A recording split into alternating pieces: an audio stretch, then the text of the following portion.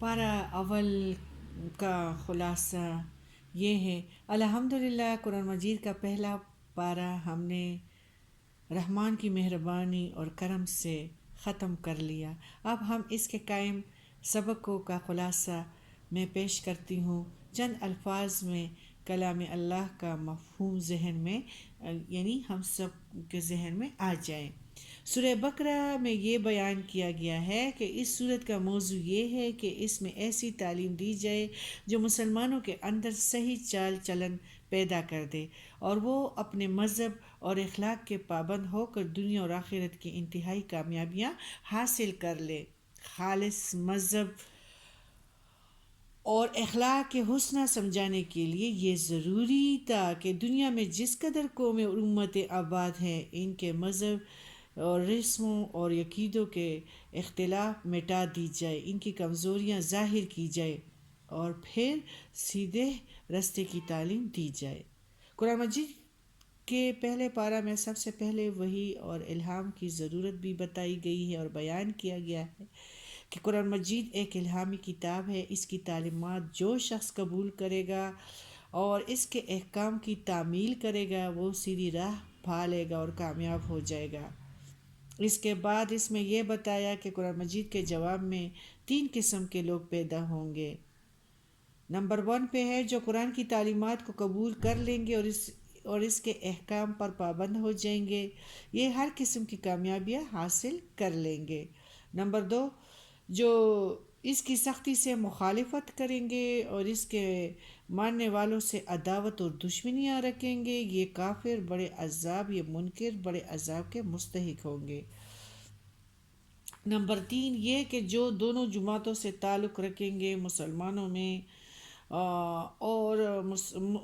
مسلمان اور کفار میں، تو یہ منافق ہیں اور کافر رہیں گے، ان منافقوں کو دردناک عذاب ملے گا۔ پھر کفار اور منافقین کو نصیحت کرنے کے بعد انہیں قانون الہی کی طرف توجہ اس میں پہلے پارے میں دلائی گئی ہیں اور بتایا کہ وہی پر صرف وہی لوگ نکتہ چینی کرتے ہیں جن میں 3 مرض ہو: ایمان کمزور ہو، طبیعت ضعیف ہو، عقل کوتاہ ہو۔ پھر بتایا کہ مذہب انسان کی فطرت میں داخل ہے، اس لیے انسان الہامی ربانی کے آگے سر جھکانے پر مجبور بھی ہے اور اس کے لیے آسان بھی ہے۔ حضرت آدم علیہ السلام کو جب خلیفہ بنایا گیا اور پھر زمین پہ بھیجا گیا تو آپ پریشان رہے۔ اللہ نے ان پر چند کلمات الہام کیے جو ان کے اطمینان قلب کا باعث ہوئے۔ اس کے بعد قرآن کی ضرورت پر روشنی ڈالی گئی۔ اس ضمن میں یہودوں کی 3 خرابیاں بیان کی گئی ہیں۔ ایک تو یہ تھا کہ علم ان لوگوں میں کم تھا، علمی، عملی اور انتظامی، اور انہیں یہ بھی بتایا گیا کہ تم نے یہ بدکاری اور بدعملیاں کی ہیں اس لیے تم سے حکومت چھین لی گئی ہے۔ اس کے بعد یہ بتایا گیا کہ تم مسلمانوں کے ساتھ مل کر بھی دعوت کا کام نہیں کر سکتے، اور ان کے عالموں اور دولت مندوں اور لوگوں کی باطل پرستیوں اور غلط عقیدوں کو بھی بیان کیا گیا۔ پھر اس میں یہ بھی بیان کیا گیا ہے کہ بنی اسرائیل مسلمانوں کی شریف رعایا بننے کی بھی قابلیت نہیں رکھتے، اس لیے مسلمانوں کو یہ کہا گیا ہے کہ وہ اپنے تعلق ان سے توڑے اور ان سے ملے بھی نہ، ہاتھ بھی نہ ملائے۔ اس کے بعد حضرت ابراہیم علیہ السلام کی دعا، خانہ کعبہ کی تعمیر، نبی کریم صلی اللہ علیہ وسلم کی آمد، آپ صلی اللہ علیہ وسلم کے اخلاق و صفات اور امت مسلمہ کا ذکر بھی فرمایا گیا۔ اور اسی طرح آپ کو پتہ ہے کہ پیغمبر بھی وہ بنتے ہیں، یعنی کئی ادوار سے پیغمبر گزرے ہیں، اور وہ جو ہمارے نبی کریم صلی اللہ علیہ وسلم تھے وہ تو یتیم بھی تھے اور غریب بھی تھے اور ساری بٹیوں سے ساری بٹیوں سے گزر گئے تھے، اور اللہ تعالیٰ نے تب ان کو بشارت دی اور وہ پیغمبر بنے، اور وہ پھر ہمیں جنتوں کی بشارت ہمیں پیغمبر نے دی، دوزخ کی خبر دی، اور اللہ تعالیٰ نے ہمیں غیب کیا ہوتا ہے جو کچھ یعنی ہمیں علم نہ تھا پیارے نبی کریم صلی اللہ علیہ وسلم کے ذریعے سے اللہ تعالیٰ نے ہمیں وہ خبریں دی جس سے پہلے ہم بالکل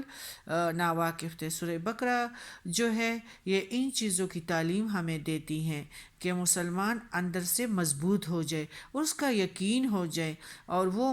بندروں کی طرح مختلف وہ قوموں کی نقلیں نہ کرے نا۔ وہ جو میں نے ہر وقت آپ کو سوداگر کے اس میں کہ اس نے اپنی ٹوپی اوپر پہن کی تو پھر بندروں نے بھی اس کی بندروں نے بھی وہ ٹوپیاں سروں سے اوپر پہن کی، پھر اس نے اپنی گٹلی باندھی اور جنگل سے چل پڑا۔ تو آج کل تو پتہ نہیں کہ مسلمانوں کو کون سی چیز چاہیے اور کس چیز پہ ان کو چیڑ ہے۔ اللہ تعالیٰ ہم سب کو ہدایت دے، اور اللہ تعالیٰ اس سورہ بقرہ سے اس میں اتنی ظاہر ہے دین اور اتنا تعلیم سے اس کو آراستہ کیا گیا ہے، اگر اس کے بعد بھی ہم نہ سدھریں تو پھر ہمارا کیا بنے گا۔